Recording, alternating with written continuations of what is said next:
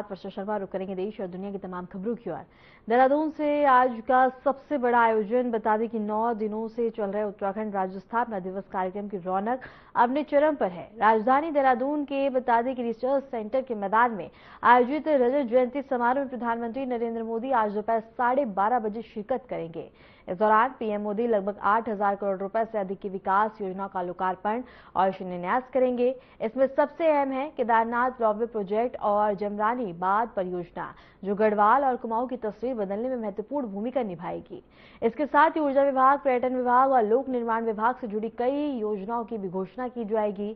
भव्य आयोजन स्थल की तैयारी बीते 9 दिनों से चल रही है। राज्य सरकार को उम्मीद है कि लगभग 70,000 से अधिक लोग आज इस कार्यक्रम में सीधे तौर पर प्रधानमंत्री को सुनने के लिए पहुंचेंगे।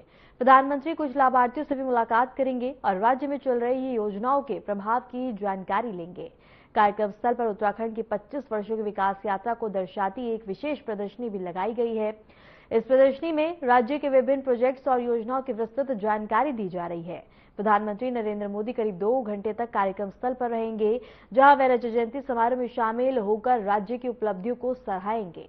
कार्यक्रम में सभी पूर्व मुख्यमंत्री, कैबिनेट मंत्री, बुद्धिजीवी वर्ग और अन्य गणमान्य अतिथियों को भी आमंत्रित किया गया है। इससे पहले राष्ट्रपति द्रौपदी मुर्मू ने प्रदेशवासियों को बधाई दी है। उन्होंने सोशल मीडिया प्लेटफॉर्म एक्स पर पोस्ट करते हुए लिखा, राज्य स्थापना की रजत जयंती के ऐतिहासिक अवसर पर वीर पसावा देव भूमि उत्तराखंड के सभी निवासियों को मैं हार्दिक शुभकामनाएं और बधाई देती हूं। हमारे देश की गौरवशाली आध्यात्मिक सांस्कृतिक यात्रा में उत्तराखंड के क्षेत्र का योगदान अतुल्य रहा है। विगत 25 वर्षों के दौरान राज्य के कर्मठ और विनम्र लोगों ने आधुनिक विकास के नए आयाम रचे हैं। मैं उत्तराखंड के सभी निवासियों के उज्जवल भविष्य की मंगल कामना करती हूं। तो वहीं प्रधानमंत्री नरेंद्र मोदी ने भी सोशल मीडिया प्लेटफॉर्म एक्स पर पोस्ट करते हुए लिखा, देवभूमि उत्तराखंड को विकसित और समृद्ध बनाने के लिए हम पूरी तरह से प्रतिबद्ध हैं। कल 9 नवंबर को राज्य के गठन की रजत जयंती समारोह में शामिल होने का सौभाग्य मिलेगा। दोपहर करीब 12:30 बजे देहरादून के इस ऐतिहासिक कार्यक्रम में शिक्षा, सिंचाई और खेल सहित कई सेक्टर से जुड़ी परियोजना का उद्घाटन शिलान्यास करूंगा। इसके साथ ही एक स्मारक डाक टिकट भी जारी करने का अवसर मिलेगा। वहीं मुख्यमंत्री पुष्कर सिंह धामी ने भी प्रधानमंत्री के स्वागत में पोस्ट किया। विश्व पलट पर भारत के गौरव को पुनर्स्थापित करने वाले करोड़ों भारतीयों के प्रेरणा स्रोत एवं देवभूमि उत्तराखंड से विशेष लगाव रखने वाले आदरणीय प्रधानमंत्री श्री नरेंद्र मोदी जी का उत्तराखंड राज्य स्थापना की रजत जयंती उत्सव पर देहरादून आगमन पर हार्दिक स्वागत एवं अभिनंदन।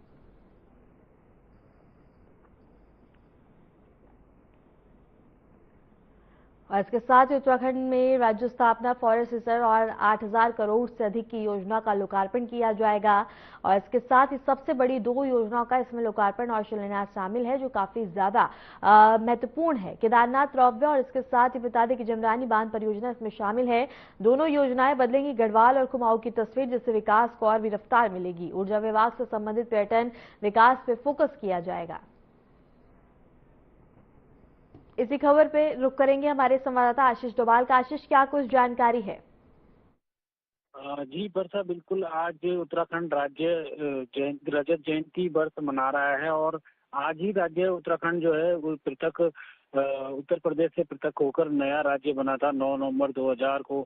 तो कहीं ना कहीं आज बड़ा समारोह जो है देहरादून के FRI परिसर में होने जा रहा है और थोड़ी देर में बताया जा रहा है कि करीब 12-12:30 बजे तक पीएम मोदी कार्यक्रम स्थल पर पहुंच जाएंगे और प्रधानमंत्री मोदी यहाँ से 8,260 करोड़ की विकास परियोजना का शिलान्यास और लोकार्पण करेंगे। इसके साथ ही 28,000 किसानों को 62 करोड़ से अधिक की जो फसल बीमा राशि है वो भी प्रधानमंत्री नरेंद्र मोदी यहाँ से जारी करेंगे। इसके अलावा पीएम जो है पीएम स्मारक डाक टिकट भी यहाँ पर जारी करेंगे और इसके साथ साथ प्रदेश की जो तमाम विकास योजनाएं हैं उनका भी उद्घाटन करेंगे। इसमें अमृत योजना के तहत जो पिथौरागढ़ और देहरादून में जलापूर्ति के साथ साथ जो विद्युत सब स्टेशन और सरकारी भवनों में ऊर्जा संयंत्र लगाने के साथ साथ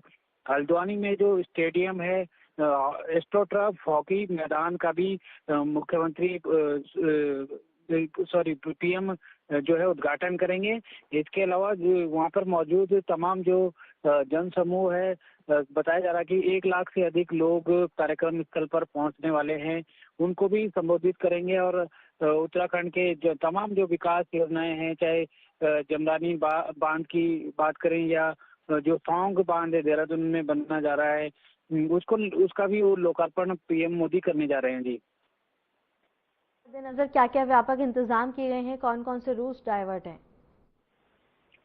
बिल्कुल, जो कार्यक्रम स्थल है एफआरआई परिसर, उसके आसपास जीरो जोन बनाया गया है और जगह जगह जो पुलिसकर्मी हैं वो तैनात किए गए हैं और पीएम की सुरक्षा में किसी भी तरह की कोई चूक न हो और अव्यवस्था न हो मौके पर, उसको लेकर जगह जगह जो है रूट डाइवर्ट किए गए हैं। एफआरआई के आसपास आने वाले जो प्रेमनगर से आने वाले हुए ट्रैफिक हो या इधर शहर से आने वाला ट्रैफिक है, उसे डाइवर्ट रखा जाएगा और प्रधानमंत्री मोदी करीब 2 से 3 घंटे जो है उत्तराखंड में देहरादून राजधानी में बिताने वाले हैं और इस दौरान इससे पहले वो जो अधिकारी हैं, स्टेक होल्डर हैं, तमाम लोगों से मुलाकात भी करेंगे, बैठक भी करेंगे और 12 साढ़े 12 बजे के बाद वो जो है कार्यक्रम स्थल पर जनसमूह को संबोधित करेंगे जी। आशीष, प्रधानमंत्री नरेंद्र मोदी 2 सबसे महत्वपूर्ण बड़ी सौगातें देंगे, एक तो जमरानी बांध और इसके साथ ही केदारनाथ रॉपवे। तो इससे किस तरह का विकास अब और भी ज्यादा होता हुआ नजर आएगा? बिल्कुल वर्षा, उससे कहीं ना कहीं जो प्रदेश का विकास है उसे गति मिलेगी। ये जमरानी बांध परियोजना कई दशक पुरानी परियोजना है, करीब 6 से 7 दशक इसे हो चुके हैं। इसकी मांग जो है, जो हल्द्वानी क्षेत्र है उसके आसपास का क्षेत्र है, तमाम लोगों की प्यास बुझाने की बात हो, चाहे केदारनाथ रोपवे और जो हेमकुंड साहिब रोपवे है, वो भी कहीं ना कहीं जो कठिन यात्रा होती है उत्तराखंड की 4 धाम यात्रा, उसमें जो है जो बुजुर्ग और बच्चे हैं वो भी आसानी से कर पाएंगे। इसके साथ साथ जो सौंग बांध है देहरादून के, जो सौंग बांध परियोजना है, उससे भी देहरादून और आसपास के जो क्षेत्र हैं उनको कहीं ना कहीं जो जल आपूर्ति हो, चाहे सिंचाई हो, उसमें आसानी होगी और कहीं ना कहीं इन बांध परियोजनाओं से बिजली का भी उत्पादन होगा। तो रजत जयंती वर्ष के मौके पर प्रधानमंत्री मोदी उत्तराखंड आ रहे हैं और हो सकता है कि इसके अलावा भी कोई बड़ी सौगात मौके से देंगे उत्तराखंड को। अब देखना होगा कि प्रधानमंत्री अपने जो घोषणा है, क्या क्या घोषणा करने उत्तराखंड पहुंचते हैं और क्या क्या जो है योजनाओं का जो शिलान्यास है वो करते हैं जी। आशीष, अगर बात करें यहाँ कार्यक्रम में पहुंचने की और अपनी उपस्थिति दर्ज कराने की, तो पीएम मोदी और सीएम धामी के अलावा और कौन से अतिथि यहाँ शामिल होंगे और शिरकत करेंगे? बिल्कुल, प्रदेश के पूर्व मुख्यमंत्रियों के साथ साथ जो तमाम विधायक हैं, मंत्रीगण हैं, वो मौके पर मौजूद रहेंगे। राज्यपाल लेफ्टिनेंट जनरल गुरमीत सिंह जी वो भी मौके पर मौजूद रहेंगे। पीएम के साथ साथ जो प्रदेश के मुख्यमंत्री हैं वो भी मौजूद रहेंगे और प्रदेश भर से तमाम जो लोग हैं वो मौके पर पहुंच रहे हैं। बताया जा रहा है कि करीब 1 लाख लोग जो है पीएम मोदी की जो सभा होने जा रही है वहां पर पहुंचने वाले हैं जी। आशीष, अगर बात करें तो पीएम मोदी लोगों से मिलकर उनसे बातचीत भी करेंगे और किस तरह का, अगर स्थानीय लोगों की बात करें तो पीएम के आगमन को लेकर किस तरह का उत्साह लोगों में देखने को मिल रहा है? बिल्कुल, लोगों में उत्साह बना हुआ है और जो तमाम जो लोग हैं प्रदेश के तमाम जनपदों से पहुंच रहे हैं और यहाँ पर बाकायदा जो अरेंजमेंट है वो कई दिनों से उसकी तैयारियां चल रही थी। प्रदेश सरकार के चाहे मुख्य सचिव हों, डीएम एसएसपी हों, तमाम जो अधिकारी हैं, गढ़वाल आयुक्त हों, खुद मुख्यमंत्री पुष्कर सिंह धामी 2-2, 3-3 बार जो तैयारियां हो रही है उनका निरीक्षण कर चुके हैं और जो पीएम मोदी कहीं ना कहीं जो प्रदेश में तमाम विकास कार्य हो रहे हैं, 2 लाख करोड़ की तमाम योजनाएं चल रही हैं, रेल के क्षेत्र में विकास हो रहा है, चाहे पर्यटन के क्षेत्र में या सड़क परिवहन के क्षेत्र में, वो सभी तमाम जो बातें हैं वो मंच से पीएम मोदी सभी को बताने वाले हैं और इसके साथ साथ जो विकास कार्य आगे क्या होना चाहिए, 25 साल पूरे हो चुके हैं, 25 साल आगे क्या क्या उत्तराखंड के विकास को लेकर किया जाना चाहिए, उसको लेकर भी पीएम मोदी जो है अपना जो वक्तव्य है वो रखेंगे और उत्तराखंड की जो आम जनमानस है उनको बेहतर से बेहतर सुविधाएं मिले, उसको लेकर भी कहीं ना कहीं पीएम मोदी बड़ा कोई ऐलान कर सकते हैं जी। ठीक है आशीष, आपका बहुत बहुत शुक्रिया हमारे साथ जुड़ने का, तमाम जानकारी साझा करने के लिए। और इसी के साथ रुक करेंगे बीजेपी प्रवक्ता संजीव वर्मा का। संजीव जी, आपका बहुत बहुत स्वागत है आर्यन टीवी पे। संजीव जी, आज पीएम मोदी का आगमन है उत्तराखंड में और उनके आगमन को लेके तमाम व्यवस्था और सजावट की जा रही है, लोगों में उत्साह है। संजीव जी, जिस तरह से दो परियोजना सबसे ज्यादा महत्वपूर्ण आज जिनकी सौगात मिलने जाएगी कुमाऊं को, क्या लगता है इस योजना से किस तरह का विकास अब उत्तराखंड में और ज्यादा देखने को मिलेगा? देखिए, आज माननीय प्रधानमंत्री जी का उत्तराखंड दौरा है और मैं सोचता हूँ प्रधानमंत्री जी का जिस प्रकार से उत्तराखंड के प्रति स्नेह, लगाव और जो आशीर्वाद लगातार उनका उत्तराखंड को मिलता रहा है, यहाँ की जनता उससे लगातार लाभान्वित भी होती है। और जिस प्रकार से माननीय प्रधानमंत्री जी का जो सबसे बड़ा पूरा फोकस जो रहता है उत्तराखंड में, जो इंफ्रास्ट्रक्चर का जबरदस्त जो डेवलपमेंट उनके कार्यकाल में हुआ, आप देखें 2014 के बाद का यदि हम आकलन करते हैं और 2000 में नया राज्य का सृजन हुआ था, नया राज्य बना था उत्तराखंड, तो 2000 से 2014 तक का एक कालखंड है। और 2014 से यदि हम आज 2025 में जो 25वीं वर्षगांठ उत्तराखंड आज बना रहा है, तो 2014 के बाद का जो डेवलपमेंट हुआ है, आज 2 लाख करोड़ की जिस प्रकार से योजनाएं परियोजनाएं चल रही है, हम कनेक्टिविटी के क्षेत्र में देखें, स्वास्थ्य के क्षेत्र में देखें, शिक्षा के क्षेत्र में देखें, और सबसे बड़ी बात है कि इंफ्रास्ट्रक्चर आप देखें, जो नई नई सड़कें बनी हैं, नए नए एक्सप्रेस हाईवे बने हैं, 4 बड़े एक्सप्रेस हाईवे उत्तराखंड को मिले हैं, दिल्ली देहरादून वाया हरिद्वार और दिल्ली देहरादून वाया बागपत, जो एक जिस प्रकार से दूरियां कम हुई हैं उसी प्रकार से ये रोजगार स्वरोजगार के साधन संसाधन डेवलप करने की दिशा में मैं सोचता हूँ बहुत बड़ा एक मील का पत्थर साबित होगा। और जिस प्रकार से हमारी दिल्ली देहरादून दोनों राजधानियों, राष्ट्रीय राजधानी और राज्य की राजधानी को मिलाने वाला एक बड़ा एक सेतु का ये काम कर रहा है, जहाँ 8 घंटे का समय लगता था, वहाँ यात्रा 2 से 2.5 से 3 घंटे में संपन्न होने वाली है, जिससे बहुत बड़ी स्तर पर जो हमारा वीकेंड टूरिज्म यहाँ पर उत्तराखंड का बढ़ेगा, उससे रोजगार के साधन संसाधन बहुत ज्यादा डेवलप होंगे और उत्तराखंड की जीडीपी में बहुत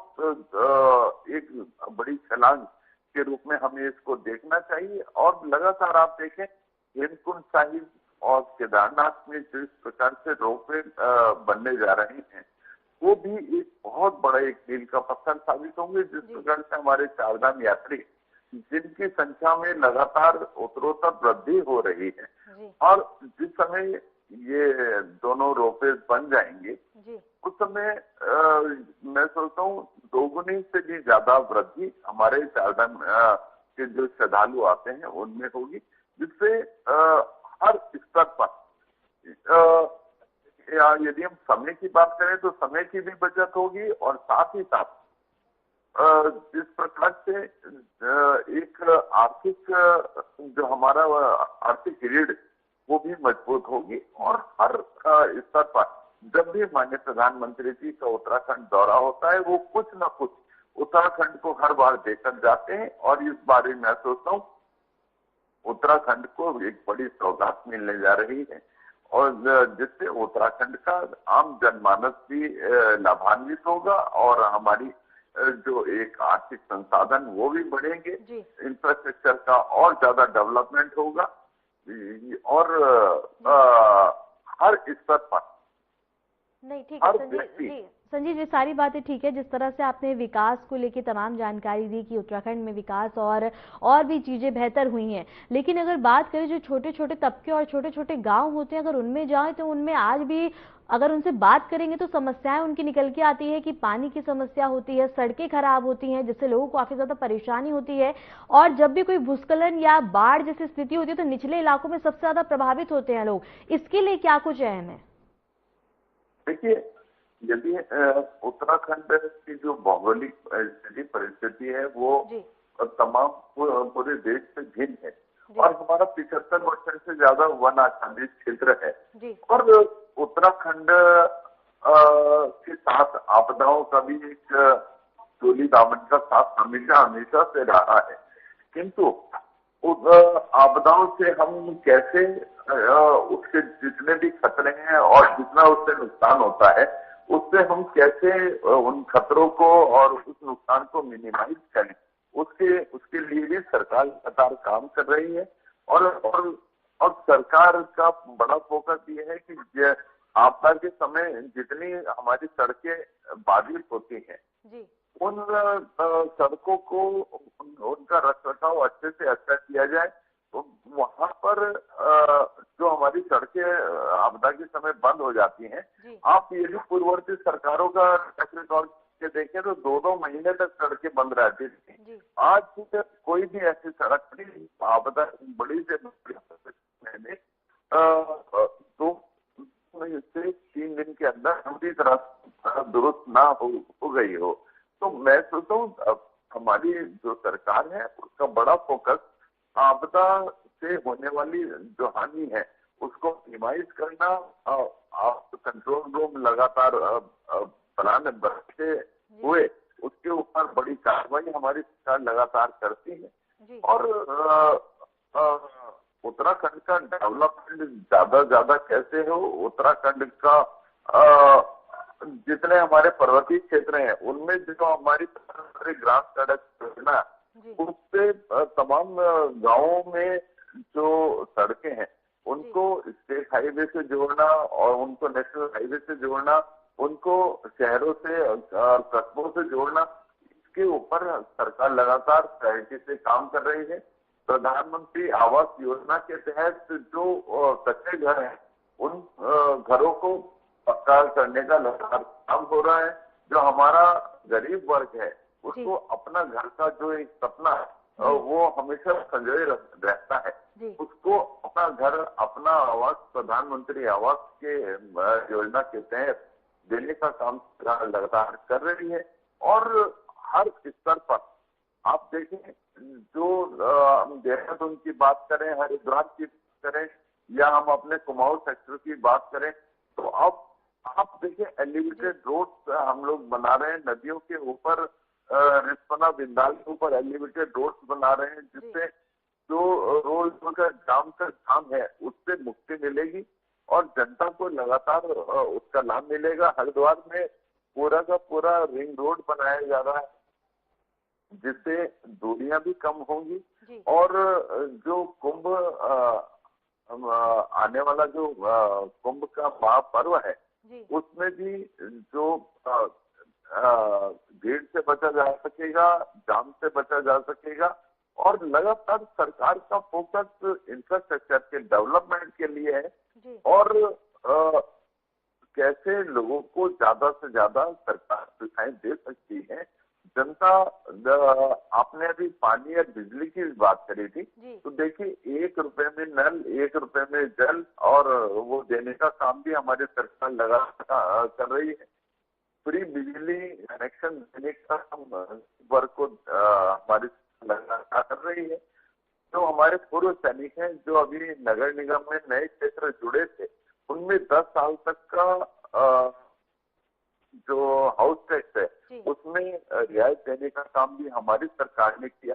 हमारी सरकार हर क्षेत्र में आगे बढ़ रही है, हर क्षेत्र को डेवलप करने का काम कर रही है और जितनी सुख सुविधाएं जनता को अपेक्षित है, जनता को मिलनी चाहिए, उसमें सरकार पूरी तरह से खरा उतारने का काम लगातार कर रही है। ठीक है संजीव जी, आपका बहुत बहुत शुक्रिया हमारे साथ जुड़ने के लिए और तमाम जानकारी हमारे साथ साझा करने के लिए।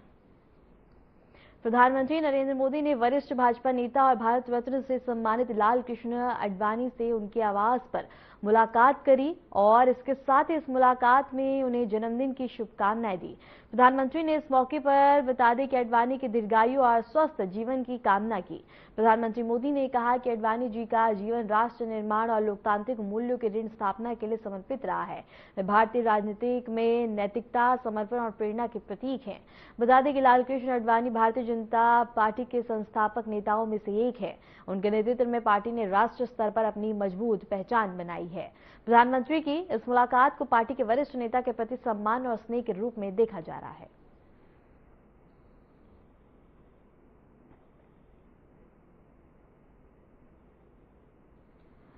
बिहार विधानसभा चुनाव को लेकर हरियाणा के मुख्यमंत्री नायब सिंह सैनी का बड़ा बयान सामने आया। सैनी ने सिरसा में मीडिया से बातचीत करते हुए एनडीए की जीत को तय बताया। सीएम नायब सिंह सैनी ने बिहार विधानसभा चुनाव को लेकर कहा कि एनडीए सरकार इस बार बहुत बड़े मार्जिन से जीत दर्ज करने जा रही है। मुख्यमंत्री ने कहा कि प्रधानमंत्री नरेंद्र मोदी के नेतृत्व में देश के गरीब व्यक्ति के लिए ऐतिहासिक काम हुए हैं, जिसका असर पूरे देश में दिखाई दे रहा है। बिहार के अंदर एनडीए की सरकार बहुत बड़े मार्जिन के साथ आ रही है, क्योंकि आदरणीय मोदी जी के नेतृत्व में देश में गरीब व्यक्ति के लिए काम किए गए हैं। गरीब व्यक्ति को सशक्त और मजबूत करने के लिए निरंतर नरेंद्र मोदी की सरकार काम कर रही है। उसका परिणाम है कि देश भी विकास की गति में आगे बढ़े, देश भी विकसित हो और उसके साथ साथ गरीब व्यक्ति भी मजबूत और सशक्त हो। पहली बार है, क्योंकि कांग्रेस 55 सालों से लगातार प्रलोभन देती रही, टॉफी देती रही, चॉकलेट देती रही, परंतु गरीबों के उत्थान के लिए, गरीबों की मजबूती के लिए कोई काम नहीं किया। और जब काम नहीं किया तो लोग हताश और निराश कांग्रेस से हो गए, और उसका परिणाम है कि मोदी जी ने एक्चुअल में गरीबी से बाहर निकालने का काम नरेंद्र मोदी जी कर रहे हैं। उसको अपने पैरों पे खड़ा करने का काम कर रहे हैं, ताकि हर व्यक्ति आगे बढ़ करके काम कर सके। और उसका परिणाम है कि बिहार के अंदर नॉन स्टॉप सरकार बन रही है, और हरियाणा के अंदर भी जिस प्रकार से नॉन स्टॉप सरकारें बनी हैं, ये डबल इंजन सरकार का फर्क है कि डबल इंजन सरकार आदरणीय मोदी जी के नेतृत्व में मिलकर के जो काम करती है तो प्रदेश गति से आगे बढ़ता है, और उसी का परिणाम है कि वहां के लोग। बिहार में विधानसभा चुनाव के दूसरे चरण के मतदान से पहले राजनीतिक हलचल अब तेज हो गई है। मुख्यमंत्री नीतीश कुमार चुनाव प्रचार के अंतिम दिन बता दें कि अरनेमार स्थित अपने आवास से रवाना हुए। सीएम नीतीश कुमार कई जिलों में कई जनसभाओं को संबोधित करेंगे। वे अपने गठबंधन के प्रत्याशियों के समर्थन में जनता से वोट की अपील करेंगे।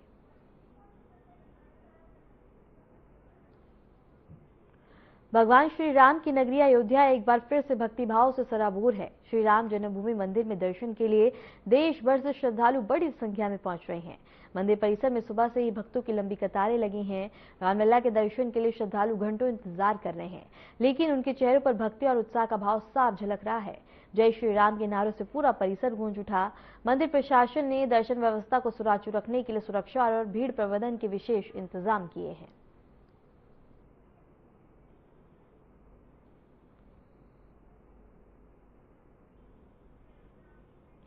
राजधानी दिल्ली में हवा की गुणवत्ता लगातार खराब होती जा रही है। कई इलाकों में धुंध की मोटी परतें छाई हैं और हवा में बता दें कि घुला जहर लोगों के लिए खतरा बनता जा रहा है। दिल्ली में सर्दी के साथ राजधानी में प्रदूषण का कहर फिर लौट आया है। दिल्ली के कई हिस्सों में सुबह से ही धुंध की मोटी परत देखने को मिल रही है। आनंद विहार इलाके में हवा की गुणवत्ता बेहद ही खराब स्तर पर पहुंच चुकी है। केंद्रीय प्रदूषण नियंत्रण बोर्ड के अनुसार आंकड़ों के अनुसार आनंद विहार का EQI 412 दर्ज किया, जो कि गंभीर श्रेणी में आता है। इसी तरह अक्षरधाम इलाके में भी स्थिति चिंताजनक है। EQI बता दें कि 412 रिकॉर्ड किया गया है और पूरे क्षेत्र में घनी धुंध फैली हुई है। वहीं लोधी रोड क्षेत्र में EQI 377 दर्ज हुआ है, जो बहुत ही खराब श्रेणी में गिना जाता है। राजधानी के इन इलाकों में दृश्यता काफी घट गई है, जिससे लोगों को आवाजाही में परेशानी हो रही है। प्रदूषण नियंत्रण बोर्ड ने लोगों को घर से बाहर निकलते समय मास्क पहनने और सुबह के समय खुली हवा में व्यायाम से परहेज की सलाह दी है। विशेषज्ञों का कहना है कि हवा में प्रदूषक कणों की अधिकता के चलते सांस और आंखों से जुड़ी समस्याएं तेजी से बढ़ सकती हैं। फिलहाल के लिए खबरों में इतना ही।